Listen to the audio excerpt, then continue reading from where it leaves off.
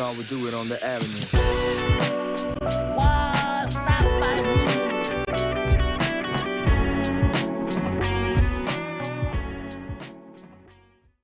All right, we are back for another episode of SeunevA Lifestyles presents What's Happening podcast. Again, I'm one of the co-hosts. I'm Tim.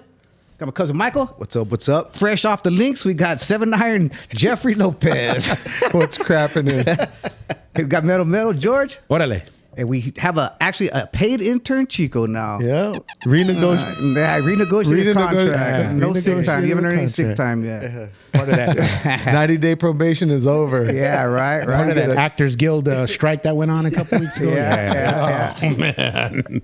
Hey, well, we're going to get started. We got a special guest, Frankie, Pina, right? From AZ Apparel. Not Arizona, AZ Apparel, Yeah, right? AZ Life. AZ Life Apparel. Yeah, AZ Life Apparel. Welcome to the show. Yeah. We're happy to have you. Thank you very much. So let's just jump into this. Ready? Yeah, All appreciate right? it. Thank you. So tell the internet who you are. Where'd you grow up? Right. Come on. Get to hone it. I've had a few beers and a shot. Listen, guys, right when I walk in, it was shot, beer. Hell yeah. Let's go. Welcome. Going, yeah. Welcome. Which We I like. asked you which I if like. you wanted a shot and a beer. You said, yup. Yep. I was like, hell yeah, especially after Thanksgiving. Hell Yeah. Come on, Happy man. The Thanksgiving. family. Happy Thanksgiving, Thanksgiving, everybody. Happy holidays. Yeah. You know, Yeah. I already got family that got the Christmas tree up. Oh, right on, yeah. I ain't Yeah. gonna lie, I do too. But time out. I think we need to get to that. But I need to ask, did you hire somebody to put the fucking tree up? Her name is Elena. Okay. Thank you. My wife, I pulled everything out and said, "Here we go." Yeah. And we did it. Damn near 2 weeks ago. Did you? Wow. Hey, he said we. Yeah. He pulled it out. Put the star on top too. It was a short tree. Little Charlie bit. Brown's Christmas tree. it's a fake one. Yeah, You heck go. yeah. You don't go. Did you ever go real or? Years ago. In Years fact, a few years ago, we even went up to up north and cut a tree. Oh, shit, Got you a did that, permit. huh? Yeah. It's always been a bucket list thing. Tried something to do one time, and it was cool. Fake's, I'll just leave it at fake's that. so easy though. Oh, yeah. Yeah, you put it up, decorate it, and then take it, and then you store it. You don't have to worry about it. And then next year, the same thing. So yeah, No disposal. Was there a squirrel in it? that's exactly what I was thinking. Dude. No, when we went and cut it down, we were up in Williams, and it was snowy and muddy, right? And so the road was treacherous, right? We're off this dirt road. Shoot, we got one like 2 feet off the road. The lady said, I ain't kidding you, man. The lady's like, it's got to be like 30 feet off the road there. I'm like, nah, that's the one right there. If I'd have went 30 feet, I got stuck. I'd still be up there. It was calling your name. Dude, it was... It was bald. Dude, it was a pathetic looking Christmas tree, dude. But hey, you know what? It literally was Charlie Brown's Christmas, dude. Right on. Oh, dude. Yeah. That's cool though. Yeah, we decorated. At put it least up. you can say that you did that. I You know did what it, mean? man. Yeah, I yeah, did it. yeah. I did. So it was cool. But you'll never do that again. No. Yeah. So do you It's decorate? one and done. Do you decorate for the holidays? Yeah, we do a little decoration, fake tree. When do you start? After Thanksgiving. After Thanksgiving too? Yeah. I think I've been- most people do. But I've been thinking about starting a little earlier because you spend all that time putting it up, and then all of a sudden, like, when are you gonna take it down? Like, I'm Yeah. a little bit lazier on the take it down side. Right. I think Yeah, most yeah, people are, yeah. Yeah. I even got one of those what they call them, the lights that just shine the lights Star on the shower. house. Yeah, dude. I don't even put lights. I just got one of those, man. Yeah. Oh yeah. Those are good though. Shoot, yeah. Dude, I see my neighbors out there for hours, dude, putting them up, hours, taking Boo them down, this dude. man. Yeah. I don't You gotta care. put lights up, man. Come on, dude. It's a star shower, dude. Especially you're a grandpa now, man. You gotta go Star Star out. shower, baby. Yeah. Star shower. And dude, and I just wave at him. I just pull out extension cord, plug that sucker in. I'm like, outside, dude. You're like, heck yeah. I don't care. You can shake your like, Yeah, no. Man. In years past, I would wait till December started, but then, just like you said, it seems like we'd put it up. You only enjoy it for a few weeks, and you got to take it down. So I actually start like now is the time to start putting it up. Yeah, I'm thinking about doing it this weekend. Yeah. That'll probably be the earliest I've ever put it up. Yeah, Yeah. because it gives you more time to enjoy the decoration. You're actually supposed to start when the three kings look at the star. That's when you're supposed to start putting everything Yeah. up. Right? And then you take them down when the three kings Yeah, get that's there. in January. Yeah. Yeah. I was asking Jeffrey because yeah, I have no idea what you're talking about. I'm just listening. Yeah. Like, Yeah, what? Jeffrey knows. Yeah, Jeffrey knows. Hey, do you know what happened to your hat? Is what I want to know. The perrito, man, Carlitos, he got it, dude. Got you, huh? Yeah, he did. But the thing is, I think like when the dog bites it or whatever, right? you look at it, maybe clean it up a little bit. You just fucking threw it on, huh? I just threw it on, dude. That motherfucker's still ripped up and everything. You got both sides. I was at the golf course and I was like, Nah. Oh, you didn't know before? no, I just threw it on because I Gotcha. I stayed out late last night. Oh, okay. Oh, he's been on a binge. And then woke up early this morning, But- went golf course, and then straight over here, What'd you shoot? 83. Right on. Hell. Dude, I How many was mulligans? kicking. How many mulligans? 0. All right, just a question, dude. That hat needs a mulligan. Yeah. She put a rally cap, turn inside out, man. Yeah. Yeah. So Frankie, where'd you grow up? Yeah. So born and raised in Phoenix. Right on. Yeah, local guy. Family, my mom, same thing. Nana she actually attended one of the oldest schools, which is actually not around anymore, in Scottsdale. Okay. So yeah. What part of town you from? Like Phoenix, like 35th and McDowell area. Oh, right here. Oh, right. Yeah. So kind of grew up there a little bit, and then I moved away once my mom got remarried. Okay. Yeah. So, but yeah, so local Local grew up boy? here. Local Yeah, I don't neighborhood want to go player. too far. Yeah, but yeah, before like, and I spent a little time in California, in LA. okay. Okay. And then kind of came back, but most of my years are here in Arizona and Phoenix. Right on. Yeah, for sure. Right on. A little time in South Phoenix as well. Oh, did you? And where'd you go to high school? Mountain Point. Mountain Point. Okay. Yeah, so Mountain Point was like new then. It was over the South Mountain. Yeah. So instead of going to, a lot of my siblings went to South Mountain. Okay. So by that time, it's like, hey, better decision to go to Mountain Point. Right on. I would agree with that decision. Mountain Point. What? What's the mascot? It's a lion. They're called the Pride. The Pride. Yeah, Okay. yeah. Do you know the fight song? I'll be honest with you. You know what? A lot of people ask. I wasn't big a high school dude. Mm-hmm. Yeah, I was kind of like just ready to. Kept to yourself. Yeah, I wasn't. Middle school was like my thing. Middle school for whatever reason, but I think what it was is a lot of my friends, they didn't go to Mountain Point. So it wasn't like I had a lot of friends that transitioned with me where I could keep on leveling up and having fun. It was almost like I started over. And so for me, I just didn't really have that like, I don't know. Like sometimes when you go into high school, you're going with all the homies and everybody's doing everything the same. You know, you're hanging out. I just didn't have that. So during that time, I was just kind of ready for it to be over. Gotcha.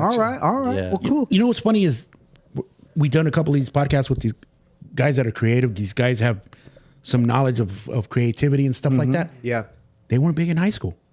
They just Yeah. wanted to keep going and do their thing. I think just You got division, you guys have Yeah. this Yeah. different movie. graduate. Yeah. Even now when I look back on it, it's like, what did you really learn in high school? chicks. What else? Highness. I know. You know what I'm saying? Like, but to be honest, like in real world, like life stuff, it's like, what did I learned a lot of stuff that is questionable, especially about history and stuff like that. Oh, You know yeah. what I mean? Yeah. Like, Right. I mean, I don't want to go too far into that, but it's just like you kind of think about it and it's like, man, I wish they would have taught me more about taxes. Yeah. You know what I'm saying? About money Finance. management, Right on. finances. Yeah. No joke, because that's what you immediately deal with right out of Yes. high school. You get a job and you're already managing your finances, banking, all that stuff, right? Who's I'm this not- FICA? Who's this FICA? Yeah, I'm not talking about Christopher Columbus and what the fuck he did or George Washington. You know what I mean? It's already been done. Yeah, exactly. So I think that was kind of like I don't know if I saw it or a little bit more. I just was like I didn't see the value, I guess, in a lot of it. Like math and stuff like that was always important, but yeah. So what did you spend your time doing? Like you said, you're ready to be done with it. Yeah. I mean, Play any ball or anything like that? Yeah, so I tried out for I was a big basketball player, Okay. especially in middle school. right. Middle school pissed me off because I tried out for basketball. I think it was like my 7th or 8th grade year, and the coach was just like, "Hey, you did a really good job, but you're too intense." So I was like, because I was trying out. Your boy was doing the moves and shit, and fucking doing all kinds of crazy shit. You gotta bro. go hard or go home. Yeah, I was fucking laying up. I was doing all kinds of stuff, dude. I felt like I killed it. Yeah, and Showing up the magic. and we get the call. Great job, just too intense. And I was like, damn, like That's what you want. You want intensity. that's what You would think. and that's what my parents were saying. Were like they were kind of like not understanding, but they didn't want to dwell on it.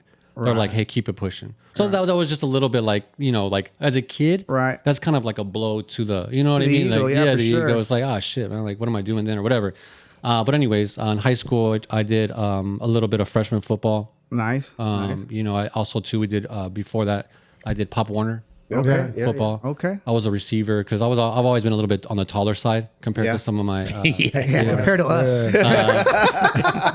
So I did a little receiver, tight end. In Pop Warner too, sometimes you play like Iron Man, so you play offense and defense.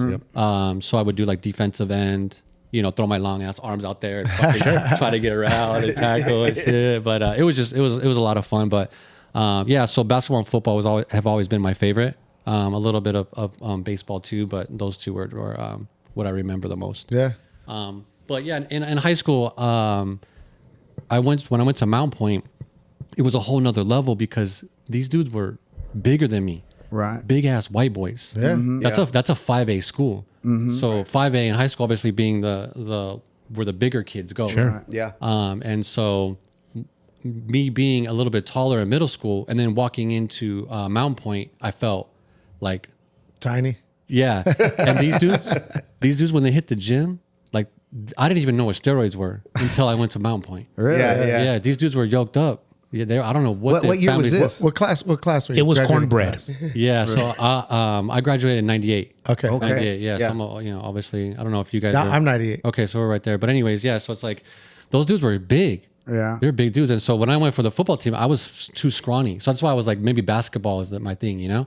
But I really just didn't get into sports. I felt a little bit, like, I guess overwhelmed as soon as I went there. So I just kind of kept to myself a little bit more and I focused on drawing. I was gonna be on the next question. Were you ever into art, or I mean, what did you do for like an so- outlet wise?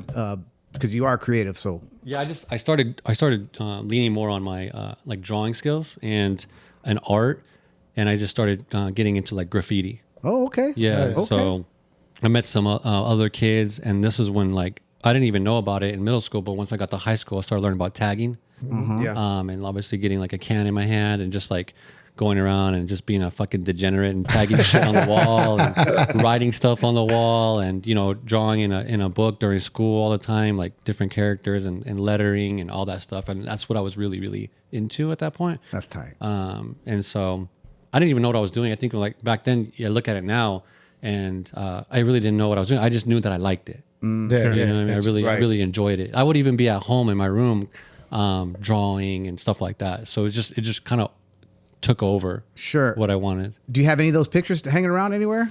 No, that's funny you said that because my mom kept a box of a lot of stuff. And actually, I remember in class, I would be drawing. The teacher came over and she was like, what are you doing? And I was like, oh, nothing.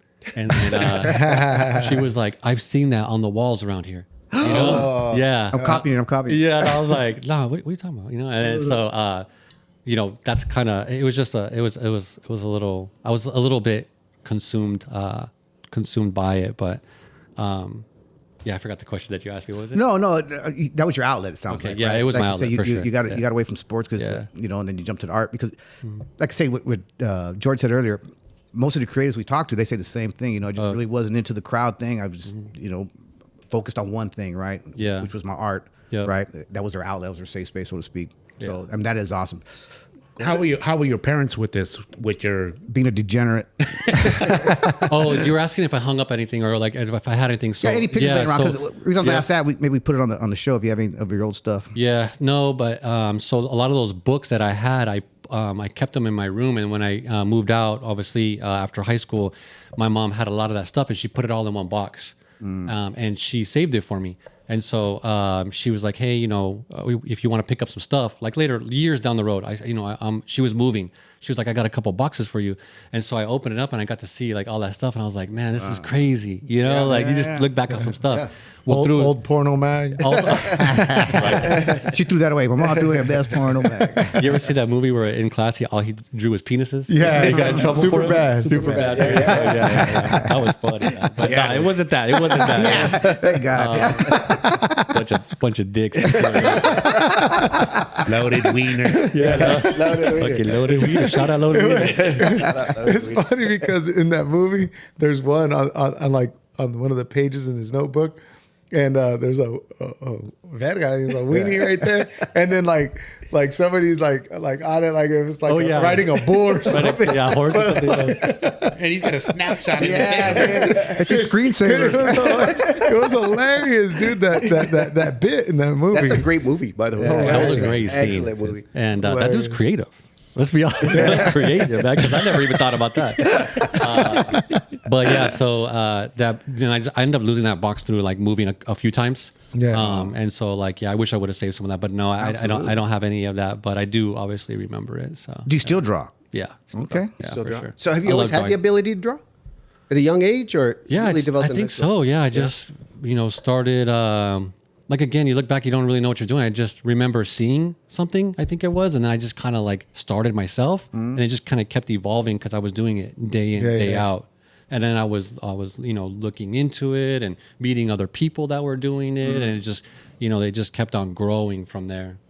What would you say your style was? I say you got into graffiti, but you're drawing the same way, just kind of street art, so to speak. Yeah, it was more just like straight graffiti. It's hard to say what my style I think was at that point, but I enjoyed like drawing like different kind of graffiti kind of characters. Okay. And then I really started to get more into like lettering. Letters. Yeah. And a little bit more of like I always combined like the old English with like a newer style. That was kind of like what I really, because I really liked old English. Right. But I wanted to try and create something different. So I would try to like use like the different pieces from Infuse old it? English. Yeah. And The infuse little it. tails or whatever. Yeah, exactly. Yeah, some of the sharper points and all that, and then kind of like how it curves. But yeah, So at Mountain Point, was there a huge crowd? What kind of people, you gravitated towards? You said that Yeah. you found other people that did this too. Yeah. Was there a huge crowd for that? Was there a huge No. Dominant white people. yeah, Whatever, yeah. correct. Like- Yeah. So it back then when I was going there, and I don't know what it's like now or what it's evolved to, but it was very much like segregated, meaning like I gravitated towards all the Chicanos, like the Latinos. the Latinos. Yeah. Yeah. So we all kicked it together. Sure. And then, obviously, the different crowds kicked it together as well. Yeah. Right. The clicks. The clicks. Yeah. And so like I just kicked it, for me, I just felt like those were they understood me the best. Right. You know what I mean? And so, cause we all kind of grew up similar with different, same beliefs, nanas, tatas, all that stuff. Yeah. So, I kicked it with them, wore all the baggy stuff, shit. I was I think I was maybe like a size 30, but I was wearing like 40s. Yeah, right. Still rocking like that, bro. I still rocking. 51 years old, I still rocking. He's still rocking it. Yeah. Oversized tee. Hell yeah. That's the way right there. It was good, man. What kind of shoes? It was either Cortez, Chucks, all that. And that was just part of our culture, and that's what you rock. But,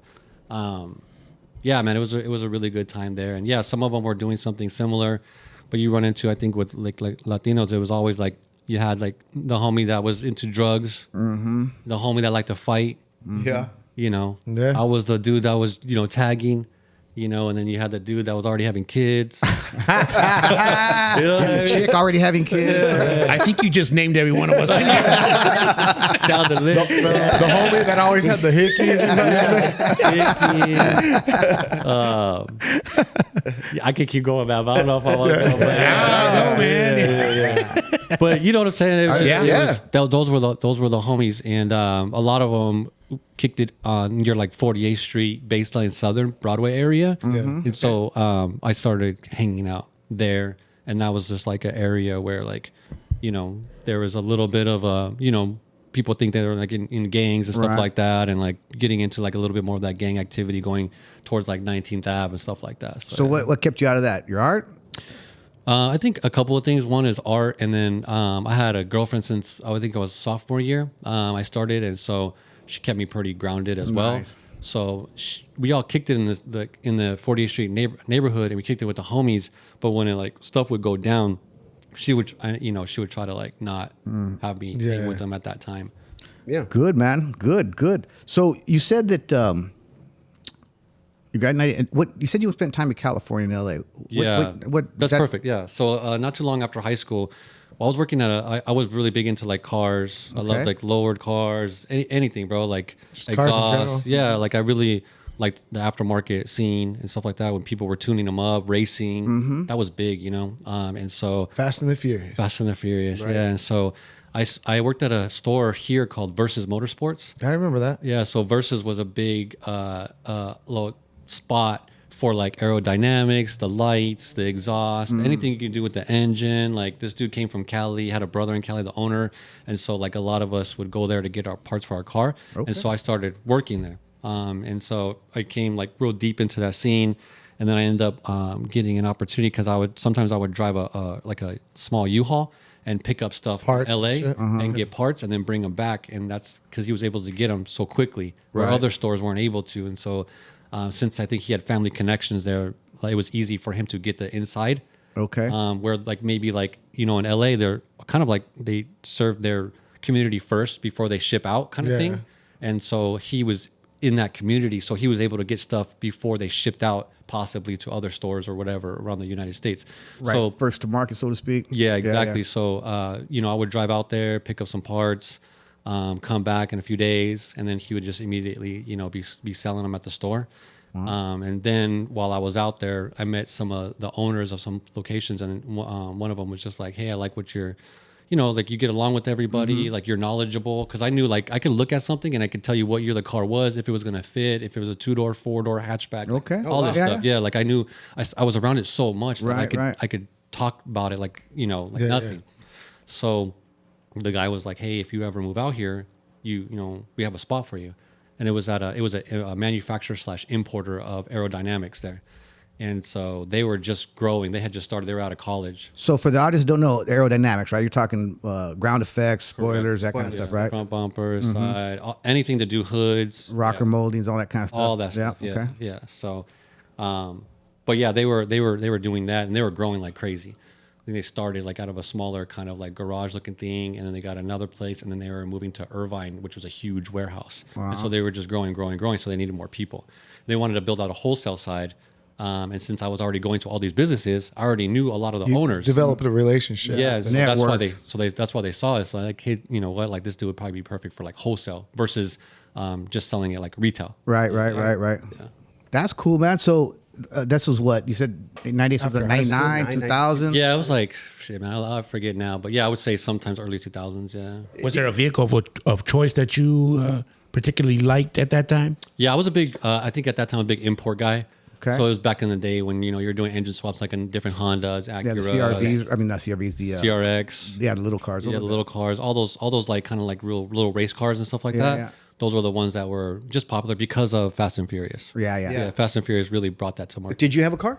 Yeah, I had a 92 Civic hatchback, had the little one, 88 to 91 hatchback. All of them had motor swaps, everything. Because I worked at Versus. Sure. The Right, hatchback- yeah, the yeah. hatchbacks were fast, man. Yeah, we tuned them up, made them real fast, bro. It was fun. It was a lot of fun. Even the Preludes were fast too. Would you Preludes. street race or would you go to the track? Yeah. Heavy street racer. Got pulled over one time, fucking running from a cop. Just stupid shit, dude. Stupid shit. Fun shit. Yeah, fun. Stupid but yeah. fun shit. Yeah, we were going out to like we would always come out to the West Valley because it wasn't as developed back then, and these are where these streets are real long sometimes. Yeah. without lights. Yeah. So we would just come out like at midnight and just street race. Yeah, so I don't know much about that culture. So tell me a little bit. How do you guys? You just call people, or what was the network like? To Yeah, say, because there hey, was no internet probably. meet, right? meet Or me just down coming there. out. Like, how did that go down? It was like a meetup. So like since I worked at Versus, a lot of those guys came into the store, so we would get each other's numbers, and Yeah, then we yeah. would just call, and then they would call their friends. There, you know, it was just like this Domino effect. Yeah, They would be yeah. like, hey, we're I'm gonna an meet up. Nokia. Yeah, we're gonna meet up like at Circle K at 8 or 9. Yeah. and we just just keep each other in the loop, call, and then next thing you know, everybody knew somebody with something, and somebody was tuning something. They're like, oh, I'm gonna bring my boy. He's got this new, blah blah blah, and then it just turned into a. Was there cash involved? Like, you're like, hey, Sometimes, yeah. yeah. Sometimes it was, and a lot of it was just like Bragging rights. bragging rights. Yeah, Yeah. we were just like, because obviously, again, it's like it was like a community, and everybody would talk. So it'd be like, oh, so and so beat so and so, blah yeah, blah yeah. blah. Sure. Like, hey, this Sure. dude's got a fast car. Yeah, so Yeah. That's pretty tight. That's pretty, Yeah. even now the kids now steal the cars, right? They do these. Whoa, Tim. I mean, not me. I'm not, but they do it right. Even like right here in the corner, they did that. Yeah, they come like do- mobbed it, man. They were kids racing up and down the street up here. yeah, Well, now they block off all the intersections, and they're doing donuts. And everybody's got their phones out. Yeah. Yeah, they just did it right here on the corner. Oh, They- wow. Yeah, they stop traffic, and they Do it, and a yeah. bunch of people show up. It's not just 12 people. I'm talking. Yeah, they mob it, man. Yeah. It's a mob. yeah. We would roll. No I was camera, always no with- camera, cuh. Yeah, it's a different time for sure now. Yeah, but- it's Yeah, it different. is now, It's yeah. different. Yeah, yeah. Yeah, totally. But we right. didn't. I wasn't a part of the whole burnout thing or anything like that. It was just straight up like we would meet up, street race, and then go out. Kind of Take go off, out or yeah. whatever, hang out. Yeah. Yeah. So that guy offered you a job? Yeah, I was gonna say what happened there. Yeah, so he offered me a job, and actually at another place, I was talking to one of the workers, and he was looking for a roommate, and so we just kind of ended up talking about it, and so got an apartment in LA, like near Hacienda, and my boss actually that was here, he was like, hey, why don't I just I'll pitch in for your apartment, but keep doing what you're doing, but just help me out with getting parts. Keep running the parts. shit. Yeah, keep when you can or whatever that is. And then so I kind of was doing a little bit of both for a little while, and then I went full time with the company in LA. Wow. That is pretty tight. So this lasted how long? I was in LA for 2 years, and then I was in Anaheim for another 2. And the reason why I moved to Anaheim was because they moved to Irvine. Okay. So it was a little bit closer, and I just couldn't afford Irvine. Irvine's expensive. Yeah. Irvine's where there's a lot of those big corporate. It's just more developed. It's newer than like LA and Anaheim area. But yeah, they were doing it big. So me and my roommate, we did 2 years in LA, and then I did 2 years in Anaheim, and then I came back. So was that a whole different scene for you? Yeah. Going from here to there? 100%. Yeah. Yeah, it was a lot different because there I tell people is what I learned is I was meeting people that were like grinding so hard. Like we're here, I felt like a lot of people that I was meeting, they were just happy with like the minimum. Right. They were cool if they didn't get paid. Being stable. Yeah, they were cool if like if I don't get 40 hours, I don't care. Right. Or like, hey, I got a car, I'm good. Right. And which is fine. There's nothing. I mean, stability is, but when I went there, I wasn't used to that lifestyle of The hustle. the hustle. So I was meeting people, and they were always asking, "Well, what do you do?" And I would tell them, they're like, "Okay, I work here. Can you give me a discount? Like, let's like hook each other up." So I call it like the hookup culture in a way of like the business side, where it's always Scratch like my back, I'll scratch yours. yeah, everybody was just like trying to see what everybody was doing, so they can kind of like click, continue to grow or whatever that was. And so I was meeting all kinds of crazy people that own like warehouses full of stuff that they were importing from China, and it was insane. Really? That is crazy. So, do you still street race to this day? No, I still- I got out of that. Yeah. That is pretty tight. I mean, because right now the aftermarket part scene, I'm in the body shop business, and the aftermarket part scene, like they got SEMA goes on in Vegas. I mean, that's Yeah, just I've been to huge, SEMA, man. yeah. That is huge. I mean, they got parts for everything. You name it, they got it, man. It's unbelievable. It's unbelievable. Yeah, that was a cool thing too. Is that they got a booth. They were new. I think it was like their second year at SEMA, and they brought in some crazy car that they made some carbon fiber fenders for. And we had a booth. And since I did wholesale, I was meeting a lot of those companies. Oh yeah. And so I was their rep. And so I had to take a lot of them out that night that they were there.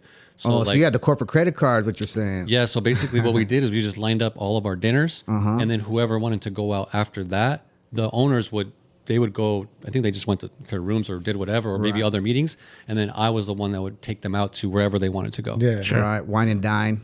Crazy horse. That's crazy. I've heard of it.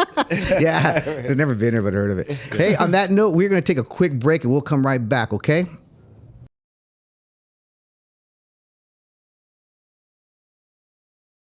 Yeah, yup. Yeah. I think I'm gonna give you a new nickname. Yup. Yep. Yep. Hey, we're back with Yup. Whoa. Yeah. Came back quick. Yeah. Okay. Vez. we're back with Yup. Right. Hey, so we left off in California. Yeah. Cops are chasing you. Yep. Street racing. Did they catch you? Yep. All right. And so that ended your street racing career, or you kept going? No, that was One more race. like the movie. I just drove off into the sunset and did one more race. Man. I guess it's better than Thelma and Louise. Yeah, it was definitely a learning lesson, and just being dumb. Because what happened was we were street racing, everybody was lined up, and then a cop came, and I had heard and seen other people getting their car taken away, arrested, and I was actually lined up to race. Right. So like this guy in my mind was looking to catch me because I was about to do it. So Hit it. He rolled up. I hit it, man. It was manual car, new engine in there. And so I just booked it. I don't even know. I think I just took off, man. And I remember going down the street and I didn't even see the cop behind me. You're going too fast. I was fast and furious. Too fast, too furious. And I was like, you know what? I got a light ahead of me. I don't want to run a red light. Sure. That way in my mind, I was like, that's the one thing I just don't want to do because obviously, there's cars coming across. I don't know. So I saw a little entrance into the right. It was like a warehouse or something like that, but the gate was closed. So I hurried up, turned off my lights, swooped into the right there. Tucked in there. I had a little hatchback, and I just got out of my car and I just stood there, man. And I was waiting for him to go by, and he went, boom, drove right by real fast, and I was like, hell yeah. Dang. He freaking turned around, dude. He said, came back. And that's another story in itself because he was just messing with me. He was just like, well, what are you doing? He's like, give me I'm your standing license. here next to this car. Yeah, that's exactly what I was thinking in my Yeah. head. I'm like, I'm just chilling, Yeah, you know, yeah. but I was Think dumb. about buying this car. Yeah. And he's like, give me your license. I gave him my license. He hit it out of my hand. Oh, and he's shit. all, pick it up. So I went to pick it up. He kicked it. Oh. So he was just damn. messing, you know, Yeah, yeah, at that yeah. point I Yeah. was just like, dude, what's going on here? You know, I don't, Yeah. what are you doing? I didn't even want to, I didn't know what his intentions were at that point. Should ask me wanted to race. Yeah, I know, right? And then he was just, you know, giving me a lecture and he wrote me a big old ticket. And then all my friends were waiting at the gas station. I called them. They're like, what are you doing? Like, why'd you do that? We're over here at the gas station getting drinks and stuff, hanging out. So I roll up there. They're all like, hey. Slipping Slurpees. Yeah, I thought my car was going to get towed away for sure. But the guy just gave me a ticket for a few things. And Criminal speeding. Or something like yeah, I think Well, I was he was speeding, reckless. running a stop sign because I think I ran a stop sign to get out of there. And a couple other things I don't remember. But I fought most of it. I think I just got the ticket for speeding. But yeah. Well, at least you're a courteous street racer. You didn't run a red light. Yeah, I was, Like you know, that. I had some kind of, you know, integrity there. Yeah. Red means stop. Not a stop sign though. Yeah, right. Yeah. So, street racing career ends. You come back to Arizona, or is that when?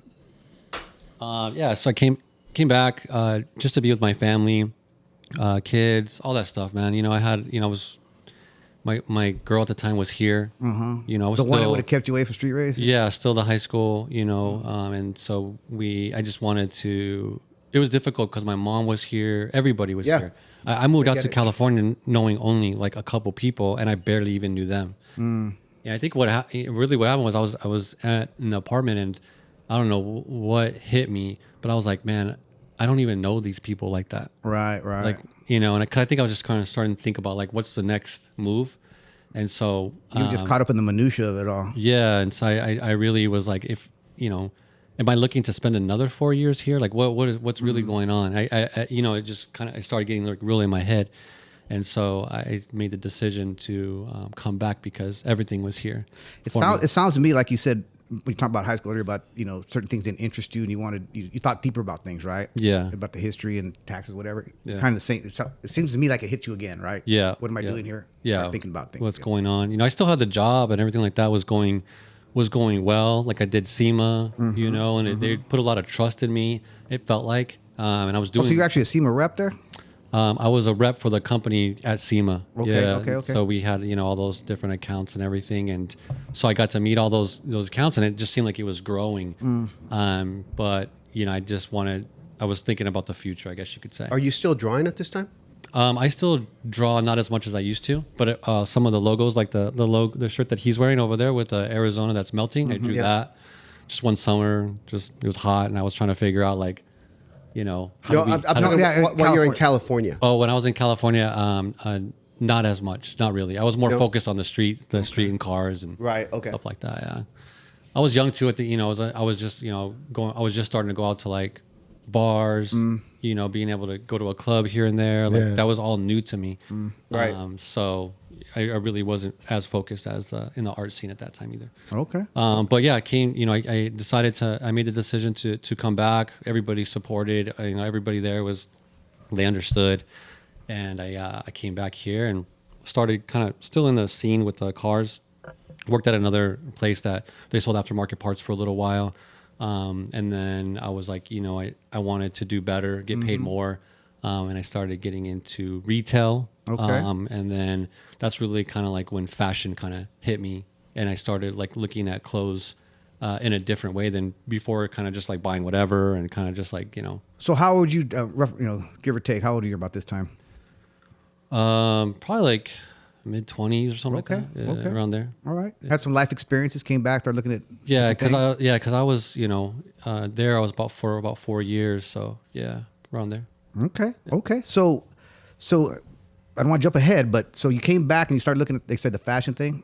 Yeah, Started drawing again? Yeah, a little bit of drawing, and then I started looking at started working retail. So then I Okay. was like looking at some more like sneakers, shoes, and that kind of like caught my interest. And like I was spending a little more time around people that were kind of doing that. Okay. I think around that age too, people started to get a little bit more money, so they're able to buy nicer things as well. Like you know, not as Yeah. nice, but you start to like being able to level up kind of like your Absolutely. wardrobe and all that. Right. And so I was hanging around that. So like I think like art. Bought some Levi's or size 30. Yeah, I went back to the 30s, 29. I went back to the 29 skinny.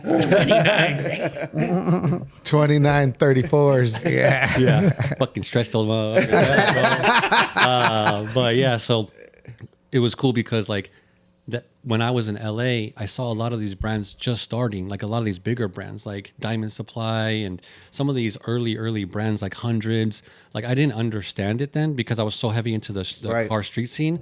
But I saw these dudes around. And I saw people like rocking their shirts, and I saw them, and it was definitely like kind of like within the same scene, Right. Because all those dudes were into cars and all that stuff, but I didn't really pay a lot of attention to it at that point because I was just really focused on being good at what I was doing out there, Right. and so that always like was in my mind a little bit, and when I came here, I started to I guess it shined a little brighter. Okay. I think I was just more kind of over the street scene a little bit, yeah, because obviously I just wasn't trying to get in trouble or anything like that, and just kind of moving on a little bit. Yeah, sometimes the fashion thing hits LA first a little bit, kind of a little bit of ahead, then it kind of filters out this way. You know what I mean? Yeah. So, No. Yeah. So then you kind of hit it, you timed it right, so to speak, I guess. Yeah, exactly. And then so I started hanging around like retail stores here, is just like looking like what the customer was wearing. And I started looking at the demographic. I would literally like after work or before work or whatever it was, I was spending a lot of my time at stores. Just hanging out with some of the people, whatever. I was trying to get in the scene, I guess, a little bit more. I was just Kind of stores. like sneaker stores, any Like type- Foot Lockers or Boutique. like boutiques. Okay. Yeah, anybody. Like if I could know someone, I would go and like hang out and just kind of like just keep an eye on what was going on. Yeah, back then, let me think. There was like it was Duck and something. King and Duck, they're King still and around. Duck, they're still Yeah, around. in I know Scottsdale, they're yeah. out there in Scottsdale.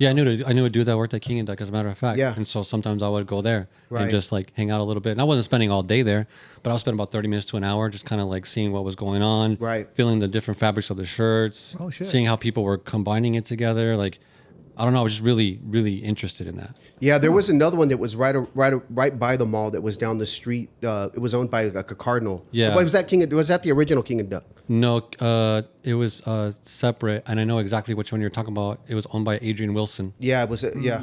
Yeah, it was a sneaker boutique slash, boutique, yeah. yep. So I would go there as well because sometimes they would do little like pop-ups of different people within the culture. They would bring them down from like LA or whatever that is. And so I was definitely, a lot of the times I would show up. And that's about that time is when I started my very first brand. Okay, so before jumping your brand, so the sneakers were they painted like art, or were they just just new sneakers? Were you into the sneaker, the whole that when it blew up? Were you at that time getting into the sneakers, or were you more of the clothing, more of the shirts, hats, whatever?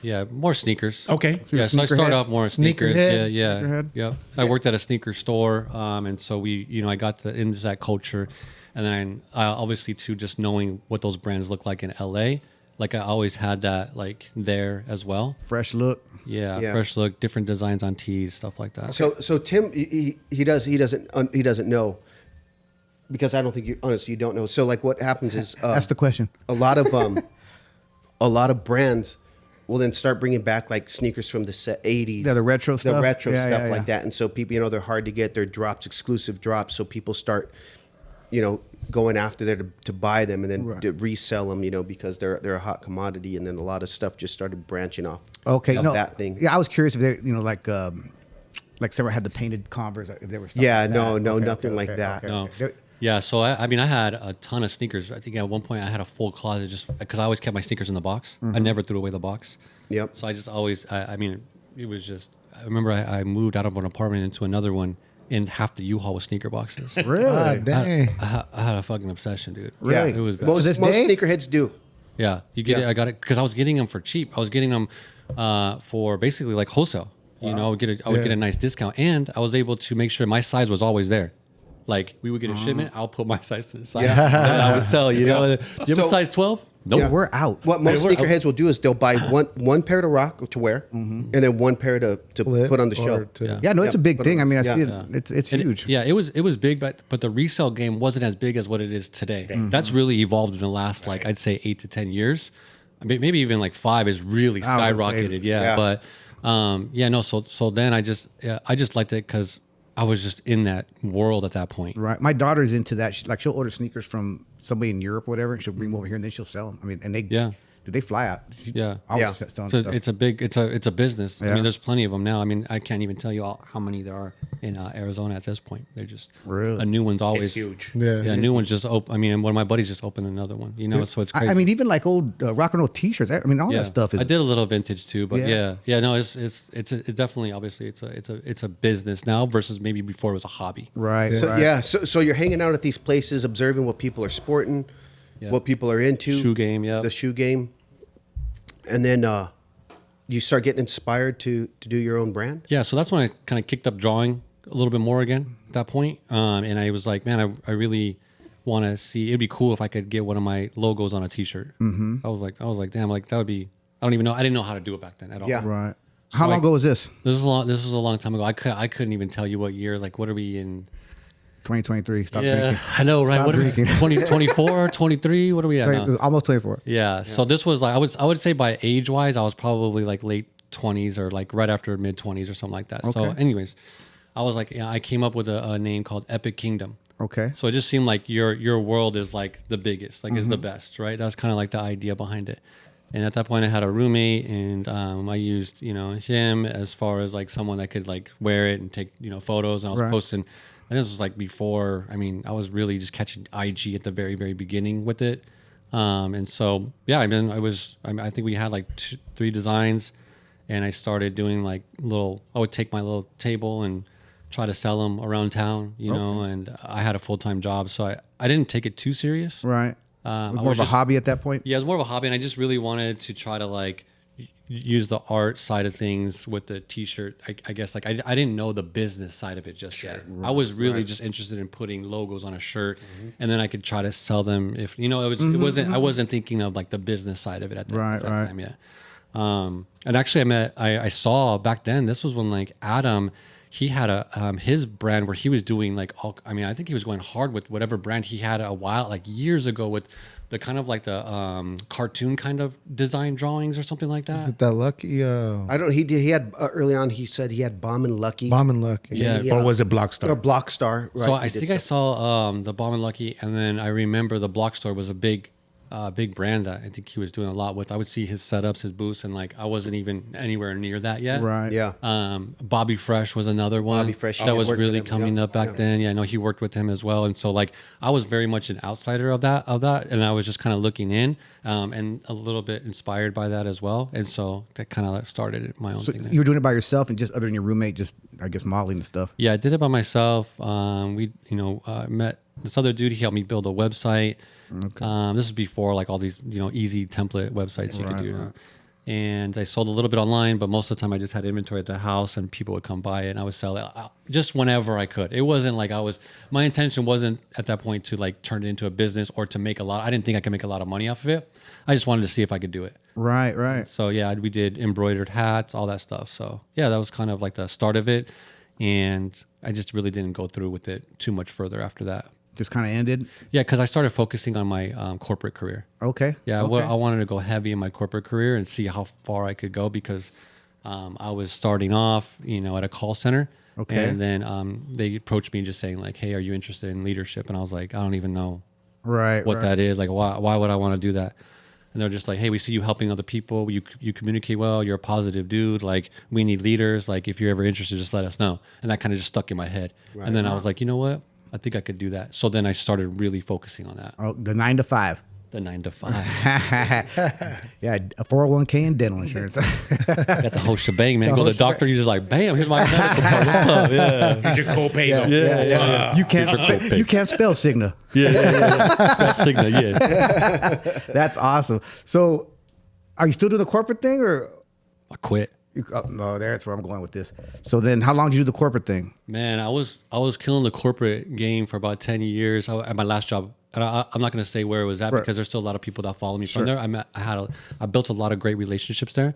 A lot of good people are still working there, and so I have a lot of respect for it. Sure. I really don't have too much negative things to say about it in whole, except for maybe a couple people. Right. That kind of really made me make the decision to leave at the end. But I can tell you, like obviously the what it was in, it was auto finance. Okay. So I did auto finance, and I was in leadership a lot of the time there. So about like 9 months, 10 months into me starting there, I turned into like a team manager. Oh, nice. Yeah. So before you quit, we're not talking about we're not going to badmouth nobody. So were you tinkering again with the apparel thing? Yeah. And I was kind of said, I had enough of this. I'm going to focus full time on this. Yeah. So I think I spent like about a good, maybe like 6-7 years just focusing on that. I was able to advance into different levels of leadership. Because when I left there, I was in a position with the title of assistant director. Okay. Wow. And so that was like always like a goal. And I just didn't think I could get there just being from where I'm from and seeing other leaders there. And, these dudes went to college. Like these dudes were like, I don't know. I felt like they were just on another you didn't level. fit the profile? Right? I didn't feel like I felt the profile. Like one of the things there too is I got my first tattoo. So I have 2 sleeves. And it was like my first one right here. It was my last name. Okay. And my manager saw it, and he said, "You just ruined your career here." Oh, wow. I said, "What do you mean?" He was like, "That tattoo, you'll never be like in leadership here." And so that stuck with me. And in my head, I was like, "Watch me." Felt like you had a And target on your back.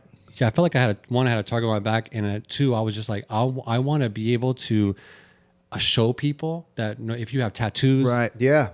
you're Latino.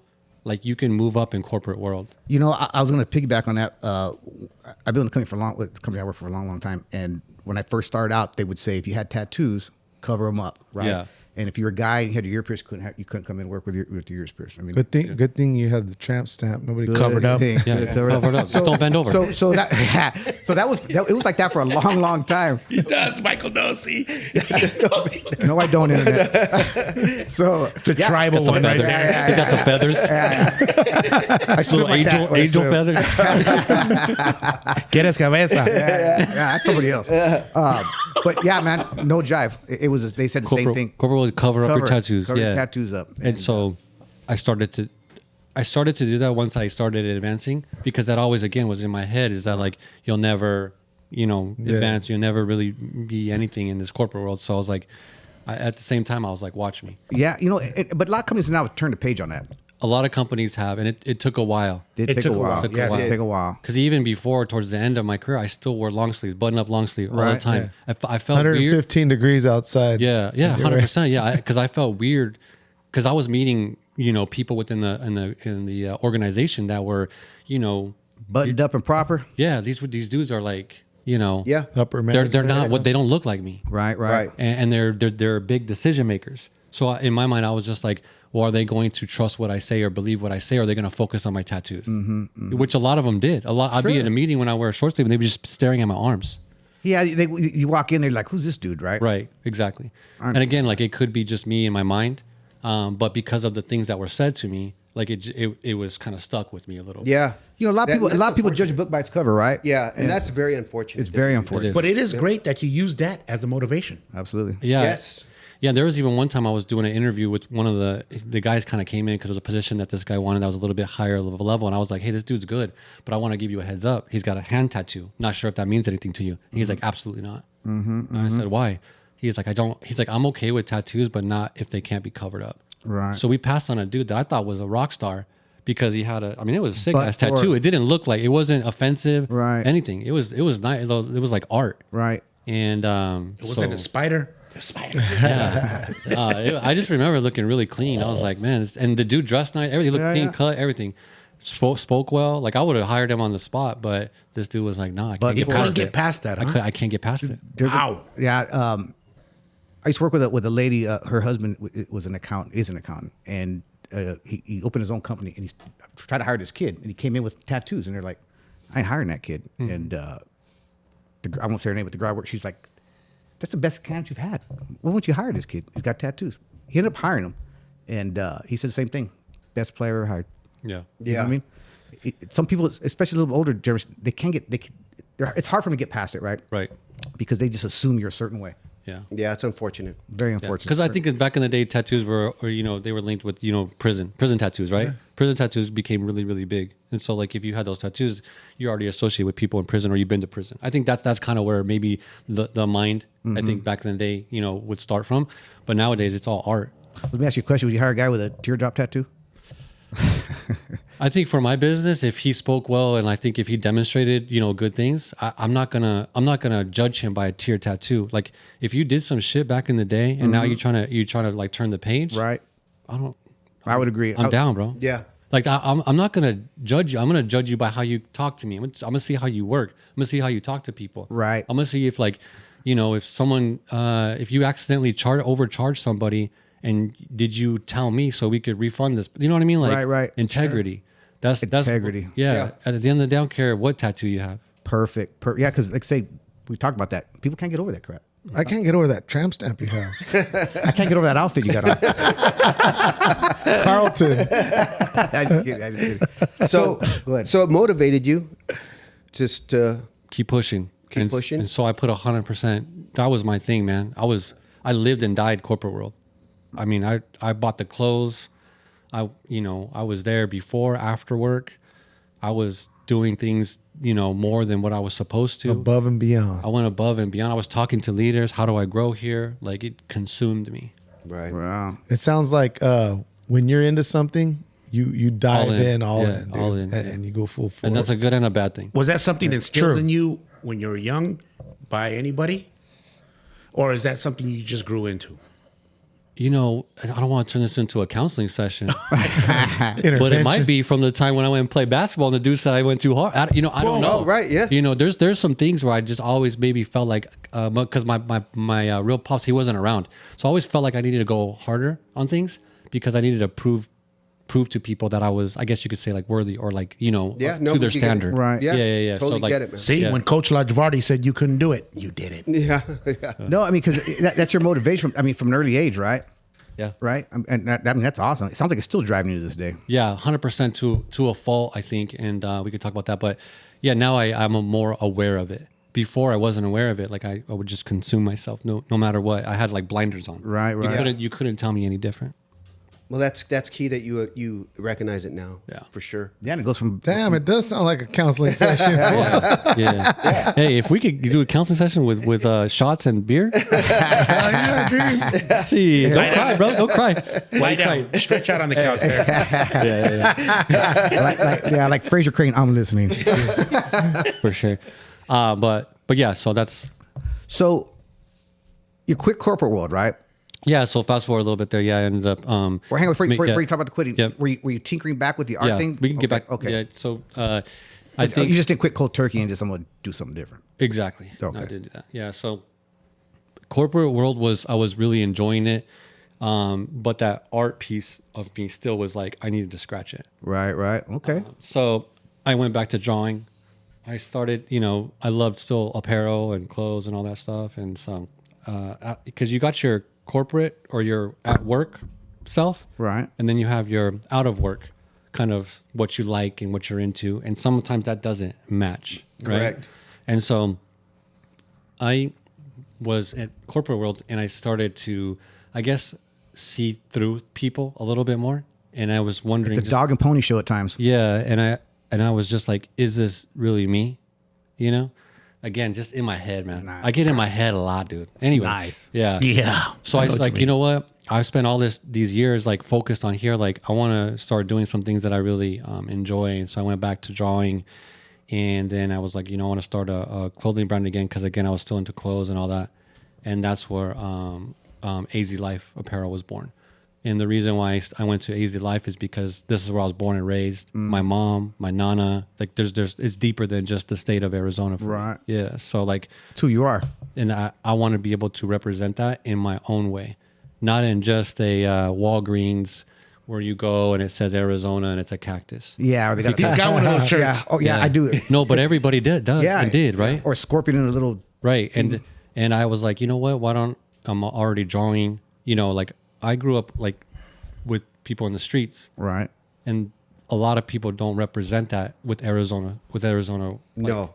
Right. where right? Yep. And so that was like the mindset that I had is like, I won't. You got your Walgreens and your Walmart Arizona shirts, and there was a couple brands Arizona, Right. But I still just wouldn't rock them. Right. And so I was like, well, what if if I could combine what my style is with Arizona, like would it do well? Like I didn't know because I didn't know if Arizona was really there yet. Right. Yeah. Fair. That's a fair Right. question asked. Yeah, and so I just said, and so I immediately I started drawing, and then I got with Adam Abom, and I told him what my idea was and my vision, and he was just like, well, let's button it up. And he created this logo that's on my hat right here. He was like, this way, you got a very clean logo to start with, and you can kind of it's a little bit diverse. Because I told him, I do want to incorporate a cactus because at the end of the day, the meaning of a cactus is super deep. Like these things last forever. They're very resilient through different weather and in the desert.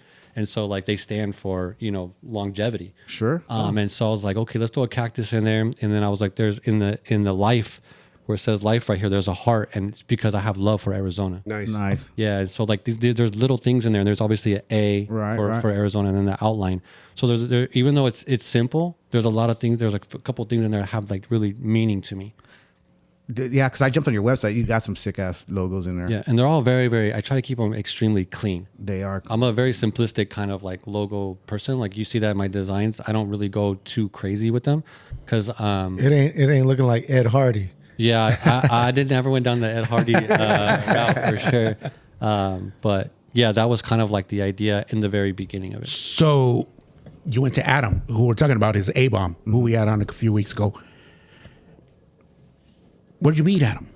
I met Adam through some homies, and I used to hang out with a group of friends, and we would just all like go to house parties and stuff like that here, just like nothing too like crazy, watch sporting games and stuff like that. And I think his lady was friends with another girl that was one of my homies' girlfriends at the time. Okay. Yeah, and so like she would have like different gatherings at her house or whatever that was.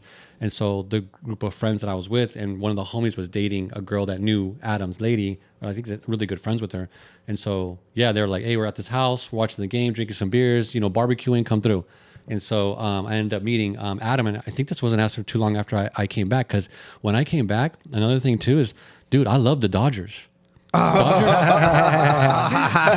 Dodger ball in LA, like, when I went It's on a different level. It's on a different level. Yeah, and the D-backs weren't here. It's when I grew up. So I didn't grow up loving an Arizona baseball team.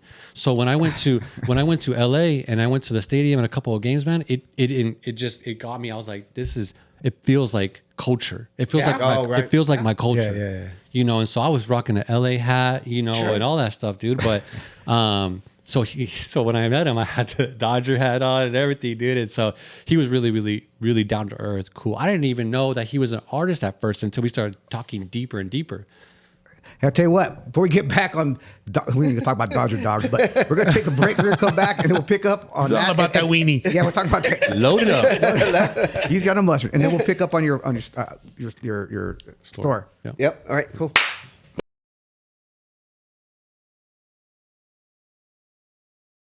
All right, we're back. Whoa. We are shotgun. back from break. So we talked about the Dodgers real quick. So earlier we talked about you like hot dogs. No. What did you get on your Dodger dog? Since you had a hat, jersey, and everything else. Yeah, Dodger dog, man. I loaded it up, loaded that wiener up. No, I think I just did like, ketchup, mustard, relish. The usual. Yeah, the usual, man. Just, loaded it up. All right, okay. Got that out of the way. Yeah. For sure. No, we were laughing on Timmy, break. We were why do laughing you want to on, know about the dog for? because we were laughing on break. I just thought it was funny. We got to share with everybody. If you want to know how I dress up my wiener, man. I'll show you. You got the movie. You got pictures of it. No, just put it around. Super bad. Super bad. No, so yeah, so you're getting You ready. got 'em all flustered. You're getting ready to quit corporate world. No, he quit corporate world. No, well, we can start where we're getting ready because get I ready was starting to tinker again. starting to tinker again, creating designs. Got with Adam, Right. created like the main logo, and then at that point, Was that the main logo, the first one? Yeah, this is my Okay, very okay. first main logo. And then I started getting again obsessed with the brand, and so I was staying up till like 2-3 in the morning, and I created my own website. That was the first one. So I went to Shopify, and I got the logo. I think I had like 3 designs. Went hard with learning. I just taught myself how to create the website by watching YouTube. Okay. So I just went to YouTube for a lot of things at that point, and so created it. made sure it worked. And then one of my first strategies was on IG, I started the IG, and in order to grow that, I just said like, hey, I think I had, like I said, 3 designs, and I made all of them into stickers. And so I said, hey, I'm giving away a sticker pack. All you have to do is DM me a first name and an address, and then follow. And so that really blew up. And at that point, once I sent those stickers out, I felt like I broke the ice of trust. Because, I think it was like Gary Vee or somebody said like, you need to give before you ask in certain situations. So I said, well, I'm going to give then. So for free. And so we just sat there, me and my girlfriend at the time, now my wife, and we were just like loading these stickers into these envelopes. I was literally handwriting them out. Nice. And we just had a pile, dude. Almost every night we were just like, and I did it for like 3 or 4 days because it was getting out of control. But anything free, people are like, Oh, absolutely. but it helped grow my social media, and I started meeting people. And then once the website was up, I literally went through all those DMs and said, thank you. Hey, the website's up. Please check it out. Okay. So we already broke the ice by talking to them and then they had already received the stickers. So they knew I was legit. And then I went ahead and went back in there and I started letting them know. So then I started getting orders right away versus just launching it and hoping people would go to it. Right. What was the first 3 logos? First 3 logos was this one, the one on my hat, which is, I just call it the A logo. It was called Welcome to the Desert. And then there was another one with palm trees. So I used palm trees instead of a cactus on this one because I grew up, palm trees were everywhere in the city versus seeing cactuses. And then another one, it just says Arizona Life. It's like a circle. It says Arizona Life, and it's got a little cactus in the middle. So I got a question on your logo. Everything I've seen, it's AZ. It's not the word Arizona spelled out. Did that on purpose? I did it on purpose because it became a little bit difficult sometimes when you're putting stuff on like a hat or like on a shirt. And so I felt like AZ was something that a lot of locals put like, where are you from? I'm from AZ. Okay. Right. Yeah. Yep. That works. Yeah. So that's kind of where that kind of came from. Yeah. Okay. No, that I was curious about that because I didn't see anything with it said Arizona. Yeah. So launched the website, started putting up something, and then I just started figuring out. And then I was still doing the corporate world, so I was like, I would go to work, and I would stay up till like 2 a.m. every night, just working on it. Really? Yeah, just grinding it out, trying to build. And then this one, everybody went to First Friday on Roosevelt, downtown Phoenix. Yep. I didn't even know. I just knew that I wanted to go down there and sell. I didn't know that there was a process you had to sign up to be a vendor. So I just took a fold-out table. I left work early on Friday, and on Fridays, and I would just when it was First Friday, and I would bring my table. I had like a little plastic bin. I folded them up. I put them in little plastic bags, and then some of them I keep out, and I would just literally take my table and put it on the side of the street. Like I didn't even. I was. You were surprised. hustling. I was surprised I didn't get kicked out. But I don't know. I don't know why. Because cops were right there looking at me. Yeah. I got a little sign from Vistaprint with my logo, and I got a bunch of business cards, and I just would literally, when people walk by, I'd be like, "Hey, check out my shirts. Check out my shirts." And then I'd be like, "Hey, follow me on IG." And then they would buy. I'd be like, "Hey, take a picture with me." And I would post that on my IG. So that I was just like, I was just again consumed by it, and I wanted to grow it like as fast as I could. And I wanted to give people the opportunity to represent Arizona in my way. And I'll be honest with you, man, I didn't even think I was going to sell shit. I was selling shirts for like 10, 50. I didn't even care. I think someone bought a shirt for $7. I didn't even care as long as they wore it. Right. And I was learning how to print myself. So all those shirts I printed myself. Really? I was printing them all fucked up. ZA. No, they were like crooked, like maybe not, there's certain temperatures, all this stuff that you got to do to make sure that your print is legit. And I was just learning. Right. So all those first few batches were just me learning how to do it. And I thought they were okay. So you brought a print machine. Yeah, I bought some, print machine stuff and just learning how to do it all myself because on my first brand, I went with a screen printer and I was stuck with all this inventory. Right. That's what happens. And I couldn't sell it. I think that's what deterred me, right? Well, this time I was like, I'm going to go at it a little bit different. That was your first company. Yeah, that was the Epic Kingdom one. Yeah. Kingdom. And then the second one, or this one, I was just like, I'm going to go a different strategy. And I'm going to basically like print as I go. Okay. Yeah. That was kind of like the idea. But anyway, so that was kind of how it first started. Just went on Roosevelt, started selling, doing this and this, and started just meeting people, talking to people again on Roosevelt and all those businesses. And then growing the website, new designs, loading them up, photos, social media, like on another level. Wow. Just pushing social media, connecting with people, DMing people. Hey, would you like a shirt? Can we meet up? Just putting yourself out there. Going. There was nothing nothing would deter me. Like That's awesome. I didn't care if someone said no. If someone said no, I was on to the next person. Right. A lot of people said no. Oh yeah. Oh, yeah. I'm sure. I mean, I'm sure that's we hear that about a lot of people that we've interviewed here. The same thing. Yeah. People didn't give no time of the day. Time of the They day. just believed in themselves and kept going. Yeah, people would tell me like, "Hey, I like your stuff, but I'm not down with it." And then, or someone told me like, because I would go to stores, I started going to stores. They're like, "Hey, would you like to carry my brand?" And here's the shirts, and a lot of them said no. And a lot of one guy was just like, "No, that doesn't belong here. That belongs in a souvenir shop." And I was like, "I get that, but that's not what I'm aiming for." Right. Like I was trying to go outside of the souvenir shop. Like I understood that you could get stuff at the souvenir shop. I get that, but that's not what I was aiming for. They didn't see my vision in my mind, I thought. So then I signed up for a thing called it was like a boot camp. I don't know. Oh, Phoenix Fashion Week. So the dude from Phoenix Fashion Week here, I don't know if you guys are familiar with them or not. No.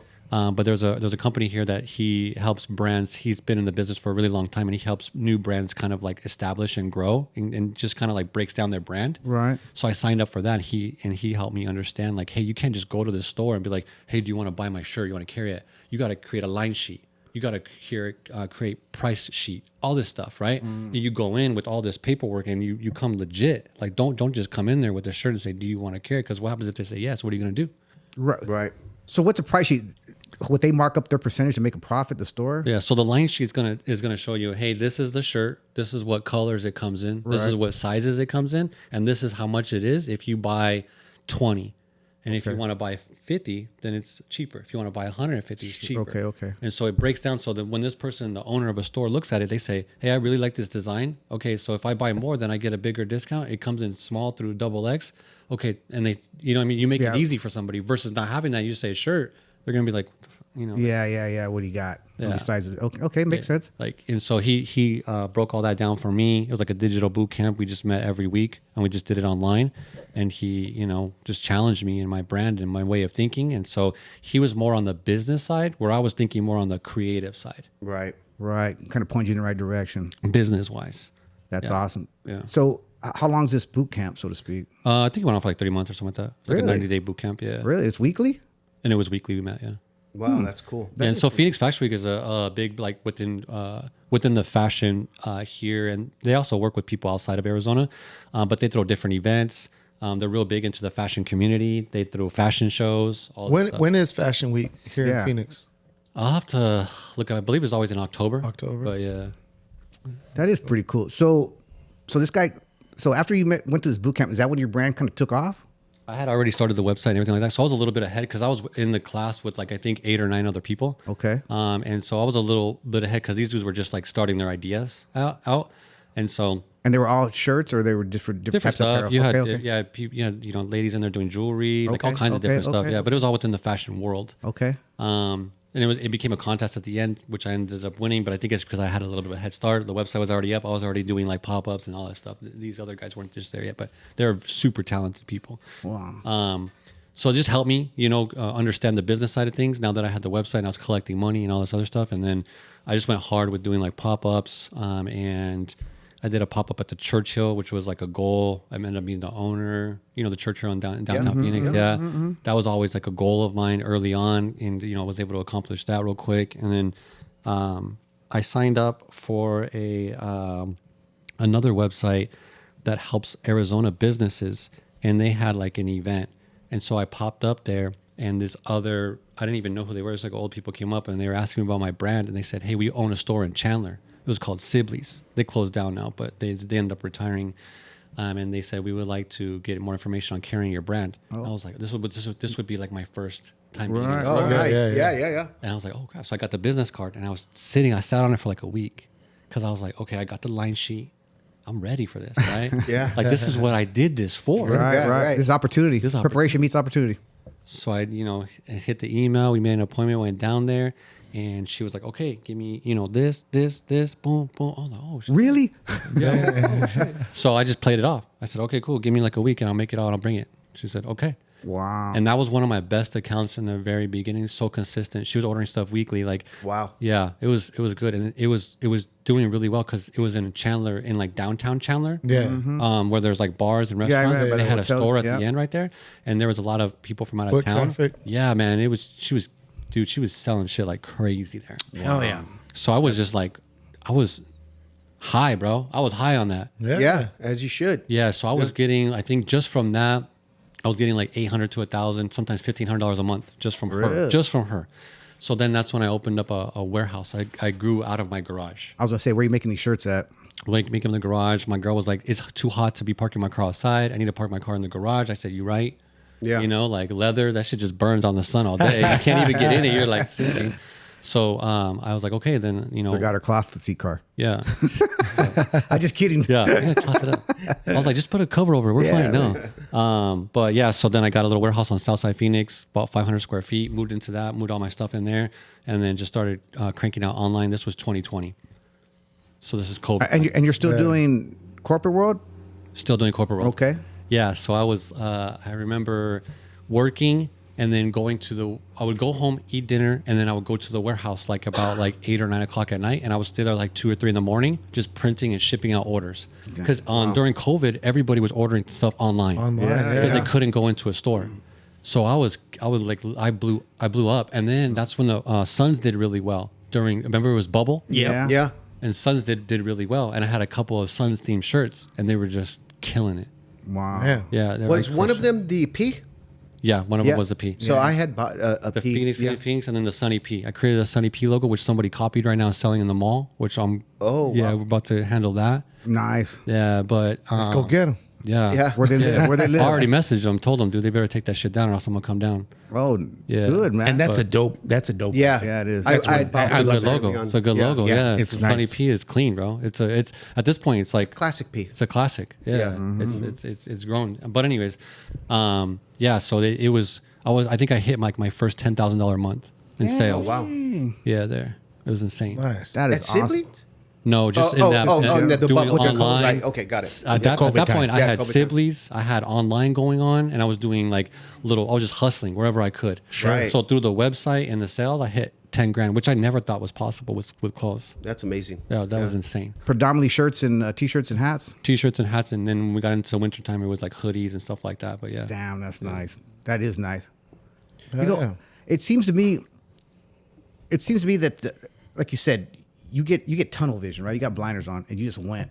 So then, when did you quit work? I mean, once you hit the 10,000, is that when you quit the corporate world? no, I remember going to work and I was just like showing my coworker that I was really cool with. Like we would talk every day. You know, you get close to like Yeah. a certain, Yeah. you know, and Best friend at work. Yeah, it was a homie at work, and so he would ask me, "Yeah, how's the business going?" It's like I see on social media, it looks like it's doing good. And I said, "Yeah, dude." And I pulled out my phone, I showed him my Shopify because it gives you updates on how much you make. I go, "Look what I made last month." He's like, "What?"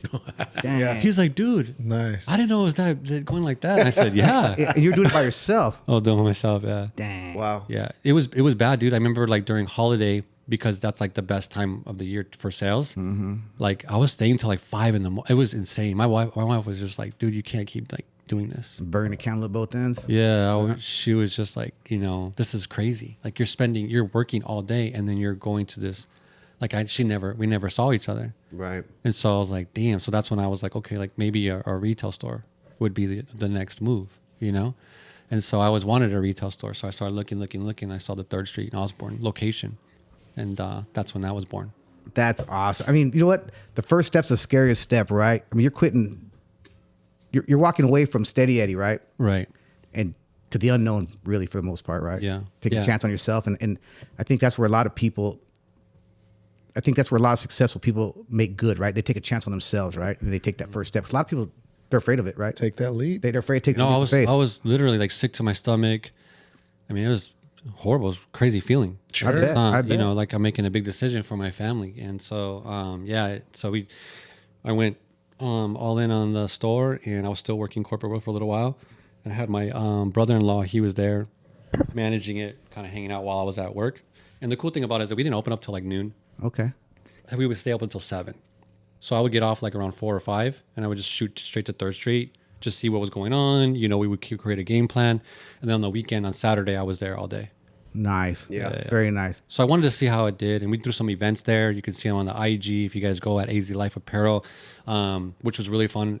And that was kind of like the idea, was to connect with the community and not only just have a store to sell out of, but I wanted people to come in, and I started housing different artists, like their art. I started displaying that. We started, having different parties that celebrated different like DJs and stuff like that. So it was like I really enjoyed like that aspect of things where it wasn't just AZ Life. Yeah. It was like, yo, come, let's have an event. We had food trucks out front all the time. Like, it was fun. You made it it's a fun. thing. You made it a thing. I wanted to make it a thing, yeah, and I really enjoyed that, and I spent a little over a year there, but I got consumed by having a store in the mall. I wanted to go big, like I didn't want to just be a neighborhood store, like I wanted to be on a level, like I saw back then the mall being like the ultimate on a retail side of things. So I went after the mall, and sure enough, they hit me up. They had a small store, and I was like, "This is good as a first step." And so I went with the mall. I actually ended up talking to Ari from Cobra, and he ended up kind of renting out the 3rd Street, using it. Okay. Because I just didn't have enough people or time to do both, or money. There's a lot of money to carry. Yeah. You got to front that money too. Yeah, you got to front all that money too. Yeah. So then, as soon as I hit the mall, I quit. Which Corporate mall? World, Arrowhead. I got you. At Big Mall too. Yeah, big mall, and I was like, this is my time. So I quit. Wow. That's Hell awesome. yeah, dude. That's awesome. I That is dig. awesome. Hell yeah. Yeah, it was awesome at the time. So then I did that, and I went in on October, and the mall is insanely busy through middle of November through the after the first week of January. Like, it's ridiculous. Like, you're talking like you're just selling stuff all day, every day. And I was there all day, every day, because the you're mall still doesn't close. And you're still making the shirts? Making the shirts in the back of the store. Like, we're cranking. Me and my brother-in-law just fucking doing all kinds of As a matter of fact, that's when me and the unpaid intern met you. You had just told He's us paid now. that He's paid. Well, he's unpaid back then. yeah, he was unpaid then. Okay, gotcha. That you were getting ready to open the store at the mall. Got you. And Okay. you were like 2 weeks out, if I remember correctly. Oh, okay. I think I remember that then. Yeah. Yeah. That's cool. Yeah. Yeah. So again, I had tunnel vision for that, and they put me right next to Macy's and by an entrance. So I was like, damn. I'm Top gonna or have bottom floor? top. And so I was like, damn, I'm about to be next to Macy's. AZ Life. Yeah. Like, Nice. that's insane. It was just blowing my mind. Yeah, that's Yeah. awesome. So I did everything I could to get that store, and then we went into holiday, and we were doing insane numbers there. Wow. Like, holiday is what everybody looks forward to. Yeah. Sure. That's Russell Simmons, right? Yeah. Get that Christmas money. Yeah, Christmas money's crazy. That And Russell Simmons rush card. people pay. I mean, mall, they have a sale, but they mark up their stuff. Oh, yeah. during Yeah. holiday, and people pay it. Right.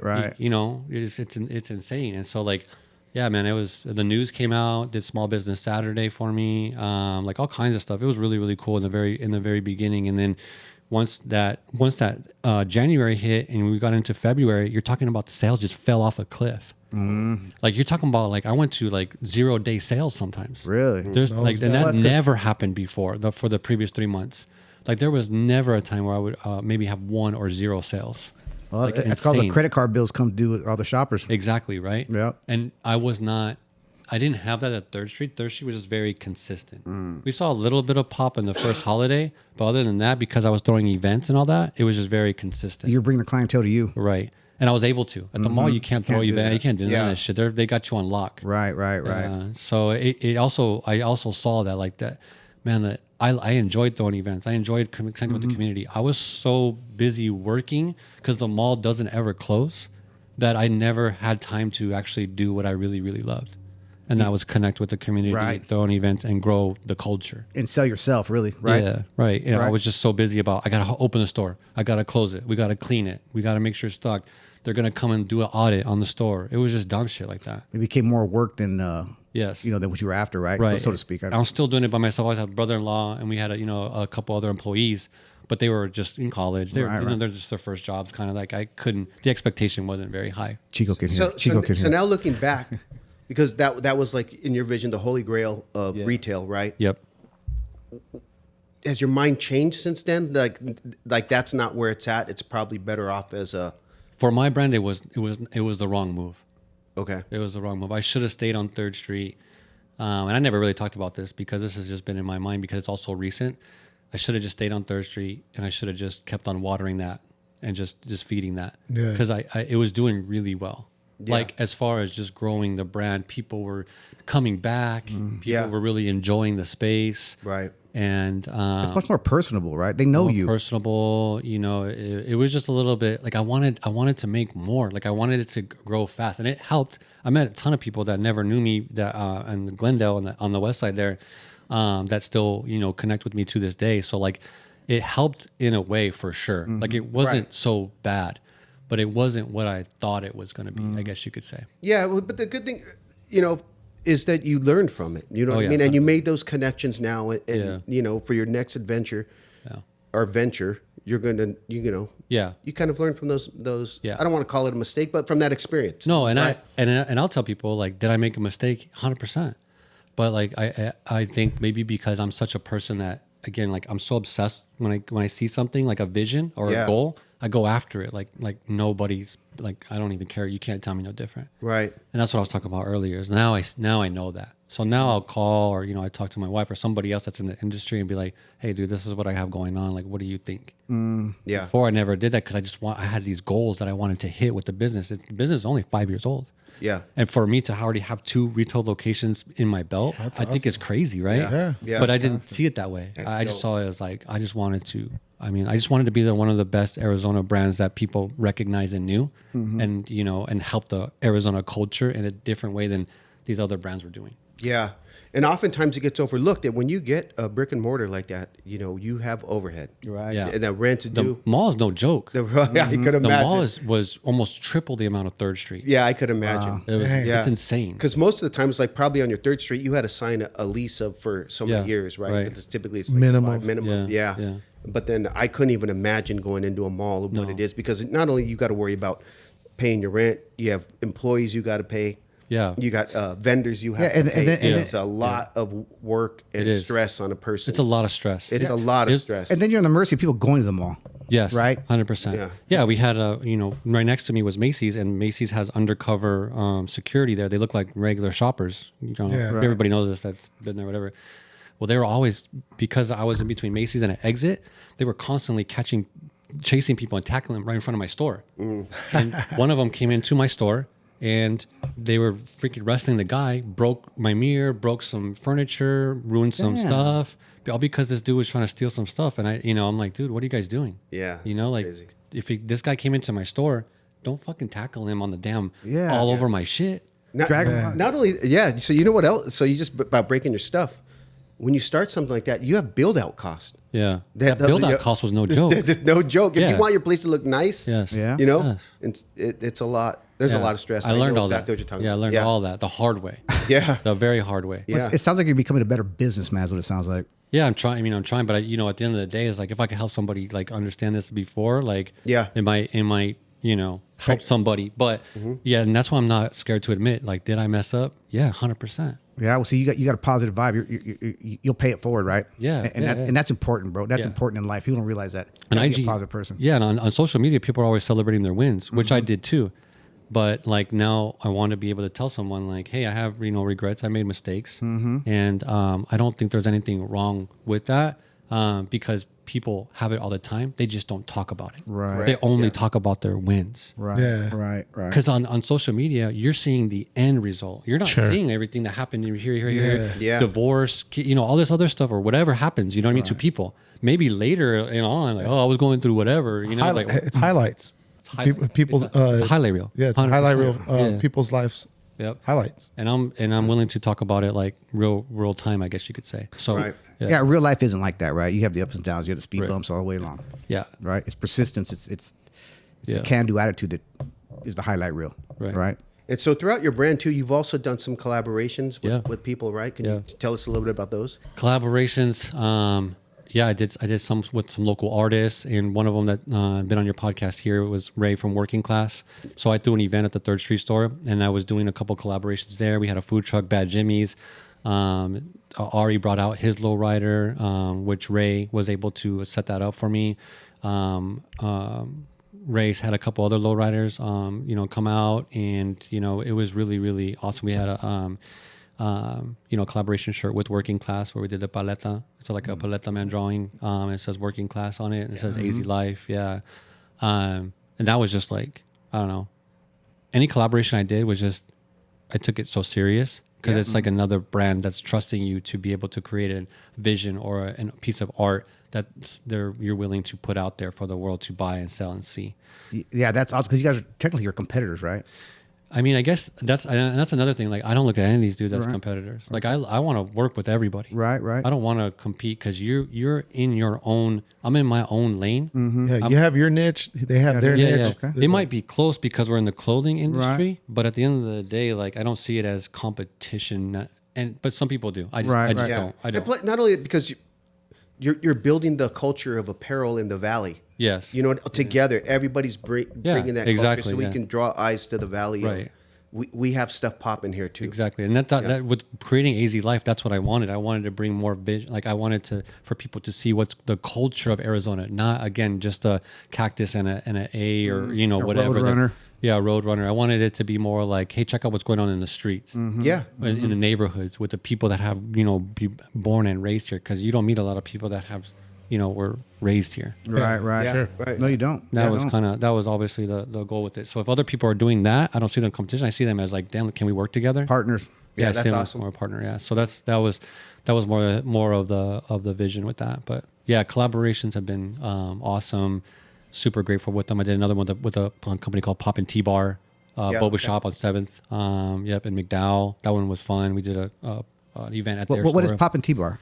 They're like a boba / ice cream shop. So they're on 7th and McDowell. They moved here from California, but they're big into the culture as well. They've had Chuck Cerna take pictures there. Sure. They're like big into the lowrider scene also, but they have that same kind of style. Okay. Very clean, simple, like simplistic, but like So I don't know if we're going to jump ahead, but you just have a podcast. Yeah, as started well. a podcast. Yep. Beyond the Brand. Yep.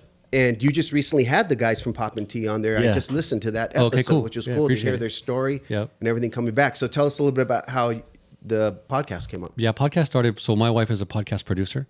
She's been doing that for a while now. You got competition now. Yeah, I know, right? Yeah. Competition. No, but she just really, really enjoys the whole that business of podcasting and being able to get people's voices out there. She's been loving that for years. Like Nice. that's just been her thing ever since I've really known her. But seeing her do it, and then we did a couple of podcasts together. We're just messing around, just talking and shooting the shit a little bit. We never released them, and I really enjoyed it. Nice. Yeah. I love connecting with people. That Yeah. was like, No. that's part of why Sounds I did like a it. store. Yeah, Sounds like it. Yeah. yeah, that was why I did a store, because I mean, when anybody came in, we would talk about, and it was cool. I loved it. So I was like, well, the podcast kind of accomplished that, right? Accomplishes Nice. that. So I didn't want it to be AZ Life. I wanted it to be something a little bit different. So that's why I did Beyond the Brand, because I could still talk about AZ Life. I Right. can still talk about whatever I want. Yeah. I wanted to be able to talk about their other people's brands as well as what was That's a going cool name too, Beyond the Brand. on. Yeah, she helped me create. I dig that. that. Yeah, so it's cool, but it's the same vibe, man. Just talking to local people that are doing it in any which way, like business wise, or just helping out there in the streets doing whatever they're doing. Yeah. Yeah. No, we've thoroughly enjoyed the conversation, man. I mean, By listening to your podcast, I was turned on to another local cat that does music, which I find cool. So Oh yeah. and I'm from probably I'm a little older than you, so hearing some of the guests that you have on has turned me on to a totally different new group of people that are doing things here in the valley, which is super cool, and I find it enjoyable. So It's funny you say that, because when Ray was at the pop-up on 3rd Street, he was like, this isn't my crowd, but I really like being able to connect with other people. Because I feel like I fuse like a little bit of the younger up-and-comers Yeah. with some of the more established people here. Correct. And I love that, because you have to support both. yeah. Yeah, you do. I mean, you got to some stand on people someone pick- else's shoulders, man. Yeah, some people pick sides, but I don't like to. Like, if someone's doing something, I don't care how old they are, like, let's run with it. Right. I don't, yeah, I agree with you. It Yeah. doesn't matter. Like, It doesn't matter. They're still like, their goal is almost very similar to mine. And that's what I was just about to say. Even though we're older, Yeah. and this cat comes in here, I don't see a lot of differences in how the mind thinks, how we think of things the same way, how you push and grind. I mean, we're thinking the same things. I mean, Yeah. we're older dudes. I mean, we might have different thoughts on clothing, size 32, 30. But yeah, I mean, Timmy's are it's 32, still the same. It's still 28s. like, I'm still connecting with this cat right here. I mean, it's Yeah. great. Yeah. It's great. Yeah. And you're wearing a born and raised shirt, which is like I mean, that's one of the ultimate brands in streetwear right now. Right, correct. Right. You Yeah. know what I mean? Like it's a big deal. And so it's like almost now at this point, like streetwear has turned, I feel like it's not such a kid thing anymore. It's Right. It's more of like It's a lifestyle. it's a lifestyle as well as like art. I see it as just like different than just someone putting a bird on a shirt or Right, something like right. that. You know what I Agree mean? with you 100%. We are those consumers now, though. Yeah. That's the thing, and I've talked about that earlier on other podcasts. When we were younger, the older crowd was like, straight laced, this and that. We're the consumers now. We're the ones with the money. We're the ones that are buying this stuff, like the art. Who wants to put a DJ up in your house? I do. Right. I want to put a Turntables graffiti, and shit. some type of graffiti art in my house. Yeah. Stuff like that. So Yeah. we are the consumers now, and I think it's dope. And I think it's like one of the things that he said earlier before is that we're at an age now where we can afford to Right. spend on brands that we want to spend. Where before it was bugging your mom or your dad to buy me this, and no, we have to wait, or you can't. No, it's too much. Yeah. Now it's like no, I'm gonna support the brand because I know what it takes to develop a brand and have that type of thing and support local. Yeah, and I really like. I would definitely. I'm glad you brought that up because I want to say thank you to everybody that has supported my brand, because it was I guess I never saw it going to where it's at, currently. Yeah. And kind of going through all of these pieces that has, built the foundation of the brand itself. So like the fact that like I was just really happy when people bought, pieces from me in the very beginning, but for people to keep returning to tell other people, like that was just something that I didn't really see, which I really, really appreciate. And I just want to again just say thank you to everybody that supported the brand and just me and all my different ideas and adventures that I've been doing. It's really, really cool to have that community, yeah. and building it. So I'm Yeah. very thankful for that. Well, I So- tell you what, Frank, plug the brand. Yep. So I'll plug a couple of things here. Yeah, So we got- absolutely. What's Do it, next? do Tell it. us what's next Yeah, and what you what's got going on. Yeah. So AZ Life Apparel. If you haven't, if you're unfamiliar with that, you can go to the IG. That's where I spend most of my time at. And it's on TikTok as well, Facebook, and I believe Twitter. I don't use Twitter too much, but Yeah. you can go to AZ Life Apparel on IG mostly. I did start a podcast called Beyond the Brand. We're working on I just completed my 5th episode. And that's, again, it's focused very similar to what AZ Life is. And that's just getting with people that are doing things and making moves here locally in Arizona. If there's anybody outside that's, outside of Arizona that wants to be on, I'm totally open to it as well, as long as, you're on your grind and you're doing your thing. And I am going to be starting another brand that's going to be a little bit more global, which I've already started creating. It's a little bit more of a premium product, which is called Chapter 2. And so Chapter 2 is going to be focused on creating different, very clean designs, but the focus will be more on the apparel itself. So like the shirt and the material will be more high end, better the quality. quality. And obviously it just represents, there's different chapters in life. Oh, and nice. we There you go. continue to grow and move on, and whether it's starting a relationship, or even breaking a relationship, or starting a business, closing a business, or advancing in your career, or whatever that is, there's always a next chapter. Awesome. Yep. Yeah, Awesome. so that's kind Awesome. of where that idea kind of came from, and I just like the name of it as well. That But sounds Yeah, dope. it's cool. Yeah, it sounds good. It concept really for does, sure. man. Yeah. It's a great concept. I would agree with you. so that one I don't have to focus too much about it just being like suiting to Arizona. That one I can just create an online store, and I can gear it towards everybody. Right? Yeah. Yeah. Everybody moving into the next chapter. No, that's dope. That's dope. exactly. That's dope. So yeah. So we're gonna wrap it up. Jeff, you got some rapid fire. We always ask all our guests rapid fire questions. Sure. So it's gonna be Don't answer them. yeah. Yeah. But if I wink, that's the answer I want you to say. But go ahead. Jeffrey, what you got? 7 Iron Jeff. Bogey. Bogey Jeff, bro. Let's start out with this one. Favorite shoe? Air Max 90 Nike. Do you have a nickname, family nickname, or street Yup, nickname? yup. Yeah, so my Yep, I think you guys get a comment. That's so funny because when I listened to my last pod, I was like, why do I always say yeah? So I was like, yeah. I would say that the nickname that everybody called me is Frankie, because my real name is Francisco. Okay. So that's kind of like the nickname, but some family that I had like in Mexico, would call me like Pancho or Panchito. Okay, Yeah. I got you. But it's so nice to say Francisco. I know, right? Yeah, It's fun. It's fun to say Francisco. All right. When it comes to chicken wings, drumsticks or flats? I used to be a drum guy, but I'm a flat all day. Tacos or burritos? Tacos. Ooh. All right. Favorite cereal? That's a tough one, man. 'Cause I got a couple of them. And, I'm going to have to go with Cinnamon Toast Crunch. Whoa. Yeah, but I don't think we've heard that one yet. Yeah, that's a close one between the Cocoa Krispies. Yeah, that's a good one. Big chocolate fan. All right. If you were a fighter, what song would you come out to? If I was a fighter? Yeah. Oh, okay. MMA fighter, boxer, whatever. What's your come out song? Damn, what is my hype song? In this corner, we got Frankie, Pina. Francisco. Yeah. Francisco, a.k.a. Francisco. Yeah. Punching Francisco. It would have to be, I would say there's one that gets me hyped up, man. And this is kind of embarrassing. Sing a few bars. Yeah. But it's a little DJ Khaled, little jam. And it's I got the keys. All right, cool. So, favorite Chicano movie? It could be La Bamba, American Me, Mi Familia, whatever. Like, what?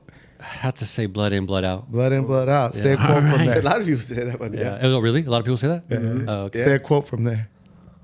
I can't. Now you got me. I haven't seen it in such a long time, Yeah. but I mean, I remember watching Jeffrey, it. say a quote then. Come on. Now for my brown brother. Sorry, no tortilla. There's so many quotes from it, though. It's, Yeah, dude, everybody, I just haven't had a chance to watch it lately, but yeah. Yeah, it's been a long time too. All right. If you were an actor, what roles would you be casted at or typecasted? That's a fucked up question, bro. Your wife's listening. Your wife's listening. with your height, your look, everything. Like, question, what bro. do you think the people that are casting? Your height and your look? Just everything. Basketball yeah, like, player? what do you Like think you'd be Hoosiers? casted at? Hoosiers basketball player? Yeah, I would hope it would be like someone cool as hell, but it'd probably be the fucking dude that gets ran over by a car on the side. You know what I mean? The extra, It's dude. the holidays. You got to be that guy Panchito in the got run Hallmark. over. Yeah. That's carrying the Christmas tree to the girl's car. You know what I mean? Yeah, dude. I'd The probably Home be- Depot guy. Yeah, I'd probably be casted as like the funny jerk friend that gets killed. But the Friday 13th. Paging Mr. Herman, Mr. Pee Wee Herman. That's funny. What famous person do people say you resemble? Kobe. Kobe. Hey, I'm just kidding. I knew it was the Black Mamba. Did you? No. Brown Mamba. Do they say Kobe? No, it's when I had like my hair like buzzed, and I was a little bit, not so. I guess I was a little bit thinner. People like from the side would say a little bit of Kobe. Kobe. But this was years ago. I can actually see that. I can actually see that. So you Kobe. take that shot now, you go. Yeah. Swan neck. You know who I think you resemble? Okay. Oh my God. Fuck. Hey, cut. Cut. What's that dude's name? Oh, I shit. don't know. It's from I don't know. Friends. It's Jeffrey. from Friends. I don't know, Jeffrey. The Ross? dude that's Oh, Ross. Ross. There you go, Ross. I did get some Rosses. Did you? I ain't gonna lie. But if you ask me who I look like, hey, you didn't ask what other people say. I'm Kobe. In case you're wondering. Don't put on those leather pants. Like Right. If your life was a movie, name 3 songs that would be on your life soundtrack, your movie soundtrack. Big song. That's a kind of a fucked up question. Three's a lot. Pick one. Yeah, no. Okay, pick one. Yeah. About that would Just Sum it up. sum it up. Yeah, a song like that would. Okay, got you. a song that would be on your life soundtrack. Life soundtrack. Yeah. Let me think here. Gosh. Like Rocky had Eye of the Tiger, right? Yeah. You know something. Man, this one's a little. If your life was a movie, Yeah. yeah, name a song that would fit as a track on the Yeah. soundtrack. I'm gonna have to go Soldier Boy. Soulja Boy. Just dancing. The Superman? Superman. Name your guilty pleasure song The one you sing in the shower, no one's listening. Oh, okay, gotcha. or in the car. Yeah. Damn, always dude. goes Or in the shower. name one. Everybody sings in the shower. Do you sing in the shower? I don't know if everybody does, but sure. Acapella. Acapello. Acapella. Okay, so name a song that you said that I'm It's able a to. guilty pleasure. It's a guilty pleasure You're that embarrassed I just. of maybe. Like nobody's embarrassing. gonna hear this. You don't want none of the Yeah. homies, no? It's the Soulja Boy one. Yeah, I would say that one too. All right, last question. If you had a time machine, what decade would you go to travel to and kick it for a few months? Definitely the 90s. 90s? Yeah, for sure, man. But like just the 90s were just a good time with like what kind of where technology was, and then also to just the vibe, man. Like you had it was just a good time, man. It was a great, really good dude. time, yeah. Like Especially for music, man. music, clothes. Look back on the 90s, like even just like television, all that stuff, man. Is like kind of cool. Went Good from answer. Pactel to Sky Pagers, Movies. right? Yeah. All right. Hey, Frankie, we appreciate you being on the show, man. No, thank you. you. Rock, dude. You were a good time. Appreciate you. you. Good time. But George always walks us out. George, Me, you the man. right on, man. Hey, thank you, Frankie. Thank you very much for showing up. I know it was a last minute thing. We really appreciate it, man. Really dig your story. What's going on? AZ Life Apparel, everybody. Check it out, check man. 'em out. Support local, man. Yeah, support the Yeah, local definitely. stuff. It's Black Friday, too, so. When you see him, call him. Yeah. Yeah, yep. Yep. Yep. Yeah. So thank you very again. Hey, Timmy, thank you. Thank you, sir. Thank you Michael. guys. Thank you. Son-in-law named Jeff. Son-in-law named Jeff. Unpaid intern. Dang. Frankie, thank you. Hey, this is SeunevA Lifestyles presents What's Happening. Don't forget to follow, like, subscribe, and don't forget to tell a friend. Hey, let's go. Hey. Shit.